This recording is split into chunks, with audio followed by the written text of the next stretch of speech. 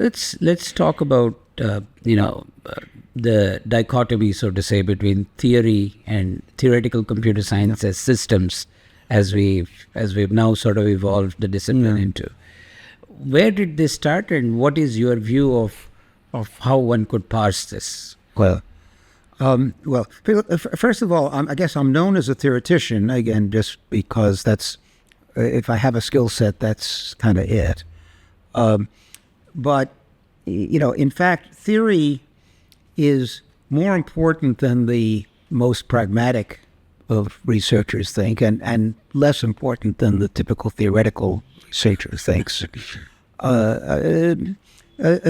Seriously, there are fields where the theory is very, very important. But sometimes it's just plain old engineering. For example, in compiler, again, when Ejo and I were working on parsing, and we had all these pretty, for the day at least, pretty deep mathematical ideas. Sure. That led to a very useful programming tool.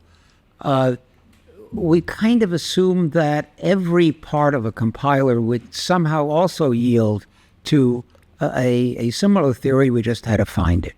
Well, the first thing that the compiler does is lexical analysis. That actually did pretty much yield to the theory of finite automata, regular expressions, and so on. So that was cool. In code optimization, we had, again, some fairly tricky mathematics and algorithms, that used some fairly deep mathematics, lattice theory, and so on, that actually were quite useful.